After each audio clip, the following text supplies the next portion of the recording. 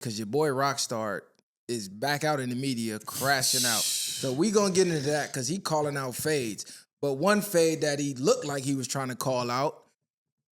Don't say me. Did he? Because I ain't watched the nigga shit, bro. Hold on. So Rockstar calls in as you're live on No Jumper News. For the people that don't know what's going on, you give your breakdown of what happened between Rockstar and Black Sam like every social media internet personality did. But you got backdoored. So apparently Remo from No Jumper, the weird nigga with the Bass Pro hat all the time. Just so y'all know specifically, the nigga in the corner looking like Cuba Gooding Jr. So they say he a cop. So he pulled a cop move. So he wound up texting Rockstar saying y'all was up there talking mad shit about him or whatever. So he called in and got to pressing your line. And the way he was pressing you, in my head the whole time I'm thinking, why you didn't press Whack 100 like that? Because if you listen to the phone call the night before where he got on the live with Academics, I don't know why these niggas keep going to Academics when street shit happened. Academics backdoored him because he got Rockstar on the line and the whole time he got Whack waiting to come in the line. So he probably had him on mute. So as he talking boom, boom, boom, he click Whack in, Whack get to going crazy. Bitch ass nigga, well, you know how Whack do. He was calling him a bitch ass nigga? Yeah, man, Whack was talking the crazy. And then he said he got marked out. Then they let Loose Cannon on the line. Loose Cannon is saying even more diabolical shit, talking about fuck your kids, fuck your mom, I'll slap your kid. Like he's saying the craziest shit. The shit that you can't come back from. So all of this occurs.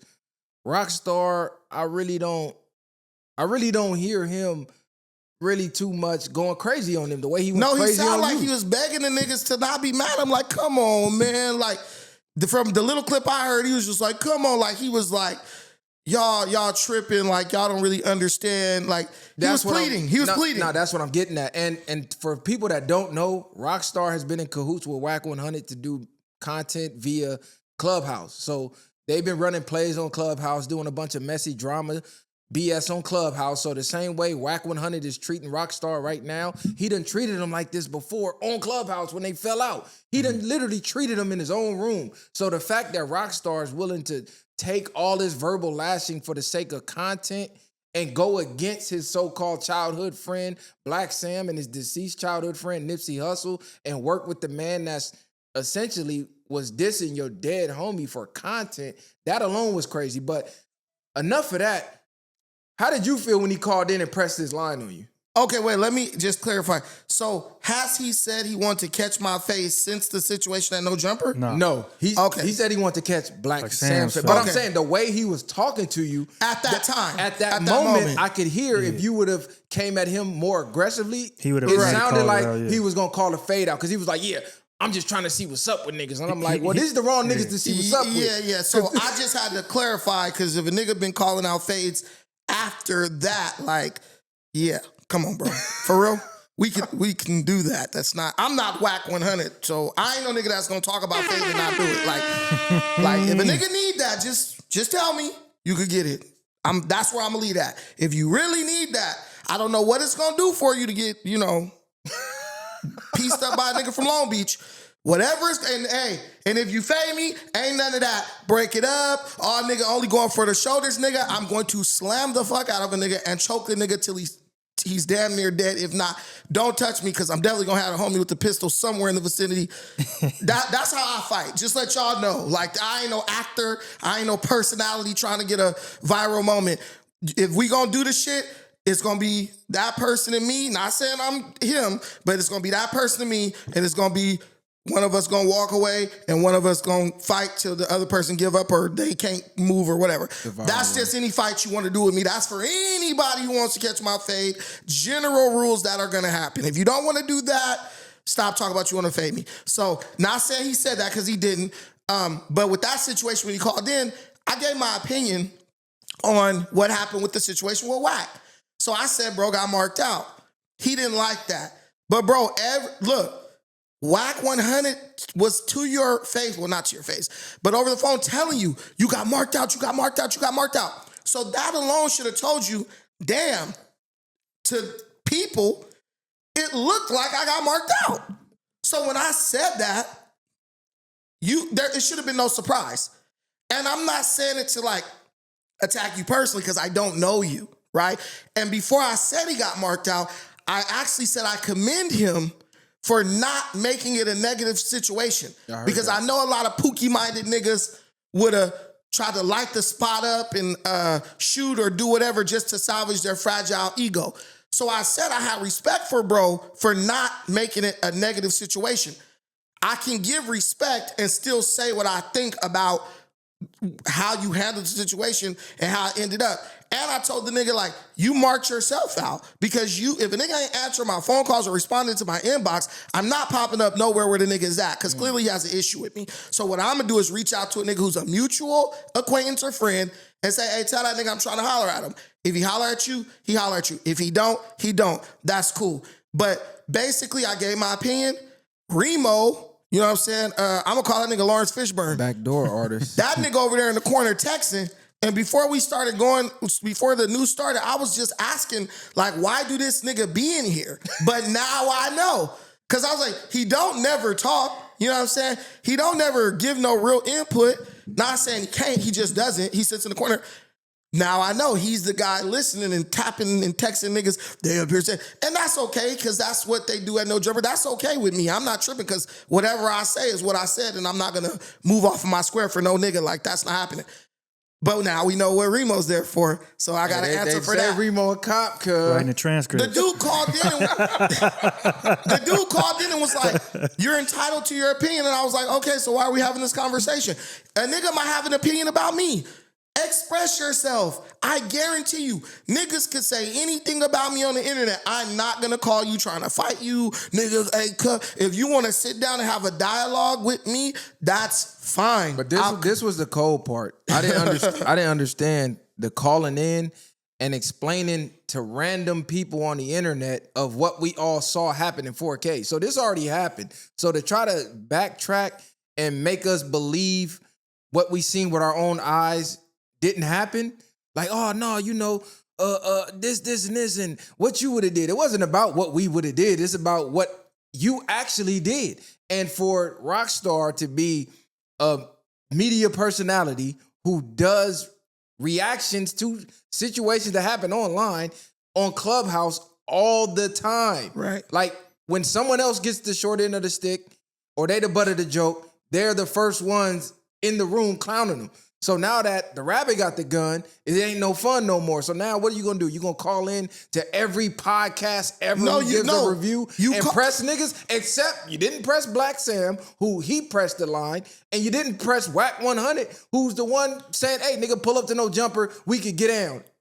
Well, the nigga was supposed to fight with Whack 100 that morning at 9 o'clock, and neither one of them showed up. So I don't understand how you was so angry that you didn't show up to that. But ultimately, maybe bro thought I was low-hanging fruit. I don't know this nigga. That's what I think it was. You know, niggas be getting used to like niggas like Dejan and niggas like Flacco who they can try to say shit to and talk greasy to, and they're really not going to do anything. Listen, bro, I'm not that nigga by any unit of measure, bro, for real. Like, I will really fight your ass. I'm not calling out no, yeah, nigga, I don't lead with gangbanging and ignorance or nothing like that, but you can't call me like you're gonna threaten me, which I'm gonna give to him. He didn't threaten me. He kept it professional to an extent, but what I have to say is, bro was contradicting himself from the jump, because first he started saying, what is this nigga talking about and this and that, and I don't know you, and I wasn't trying to create a scene. Then he said, you're a consumer, right? You believe the content and all the stuff that was said between me and Wack is content. Okay, bro, so if it's content, why are you calling into No Jumper getting mad? Like really sounding emotional, impressed, if it's just content. And this being the thing. selective about it. We're all consumers because we all consume the content. That's why we were doing reactions to it. I just don't consume that nigga's content because it's not interesting. But bro, if the second you get in the media, you are now a public figure. So anything you do in your lifetime that makes it to the internet is going to be consumed and discussed as content. That's a part of the risk that you take once you take on a job of doing the media. You put yourself out there to be vulnerable to the world. So if you did not like the results of the situation, you should have acted differently.